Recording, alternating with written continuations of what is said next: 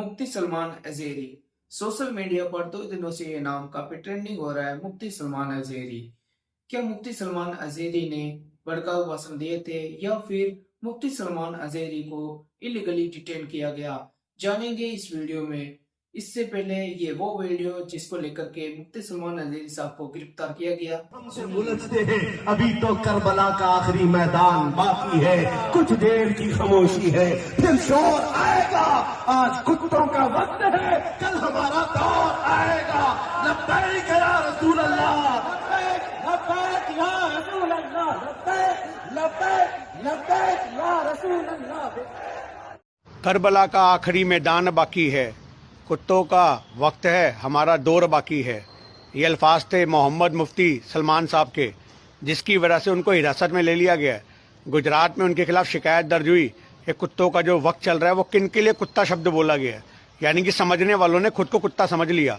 और सबसे बड़ी बात है कि उनके जो चाहने वाले लोग थे उन्होंने थाने का घेराव किया कि मुफ्ती साहब ने किसी इंसान के बारे में जिक्र नहीं किया, किसी सरकार का जिक्र नहीं किया, आपने क्यों उनको अरेस्ट कर लिया गया। और सबसे बड़ी बात देखो, उसके बावजूद भी मुफ्ती साहब बाहर आते हैं और बोलते हैं कि आप लोग शांति बनाए रखो, मैं कानूनी कार्रवाई में कोई अड़चन नहीं चाहता, जो हो रहा है होने दो, अल्लाह देख रहा है। तो आज की डेट में हम यही कहना चाहते हैं कि ना तो किसी का नाम था ना जिक्र था, पर कुछ सवाल खड़े हो जाते हैं कि जब मंच से बोला जाता है कि ये काटे जाएंगे और राम राम चिल्लाएंगे, तब क्यों नहीं कंप्लेंट होती।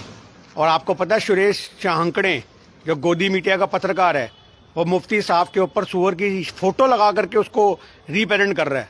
तो क्या ये जुर्म नहीं है? अभी तक तो उनका जुर्म जो है वो साबित भी नहीं हुआ। तुम एक मुफ्ती के चेहरे पे सूअर की शक्ल लगा करके क्या देश में दंगों का माहौल नहीं बना रहे हो? क्या भड़का नहीं रहे हो? जब कानून अपना काम कर रहा है तो करने दो। यही समझना पड़ेगा कि देश को नफरत के मुद्दे कौन परोस के दे रहा है। ये गोदी मीडिया ही है जो देश को भाईचारे को खत्म कर रही है। जय हिंद, जय भारत। इन वीडियो को क्या कहेंगे फिर आप लोग? ये भड़काऊ भाषण नहीं है तो क्या? अब्दुल कलाम भारत का राष्ट्रपति बना, लेकिन वो नंबर 1 का जिहादी था। पाकिस्तान को एटम बम के फार्मूले अब्दुल कलाम ने दिए। ये अफजल गुरु की जमानत, वो जो दया याचिका थी, कांग्रेस जैसी सेकुलर सरकार ने भी नहीं भेजी। सारे प्रोटोकॉल को तोड़ के केवल 48 घंटे के अंदर अफजल गुरु की मां और पत्नी से जो है और बेटे से अब्दुल कलाम ने भेंट की थी। अब्दुल कलाम ने वहां एक सेल बनाई थी राष्ट्रपति भवन में। हिंदू बन जाओ, हिंदू से ही सामान खरीदो, हिंदू को ही नौकरी दो।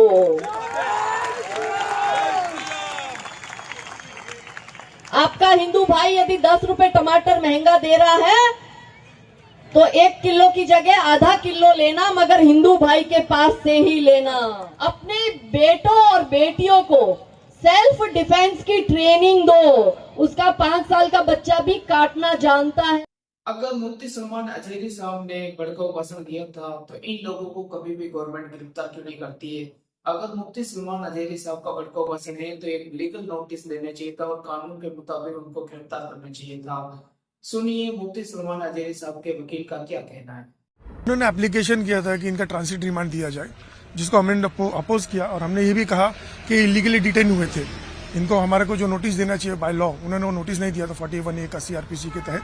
और सुप्रीम कोर्ट के जजमेंट भी है उसके ऊपर, अनिश कुमार करके, वो स्ट्रिक्टली बोलता है, उसमें ऐसा लिखा गया है कि किसी भी आदमी का अगर 7 साल के तक का ऑफेंस है तो उनको पहले नोटिस दिया जाए, अगर वो नोटिस का पालन नहीं करते हैं तो उसके बाद आप अरेस्ट कर सकते हैं। तो उनको ऐसा कोई नोटिस नहीं दिया गया था। कितने दिन का रिमांड मिला है इनको? 2 दिन का ट्रांसिट रिमांड। अभी कहाँ लेके जा रहे हैं? हमें ऐसा बताया गया कि जूनागढ़ कोर्ट लेके जा रहे हैं। जूनागढ़ जी, कल कोर्ट में पुलिस करेंगे। कल कोर्ट में। जोश में कभी होश न खोना चाहिए।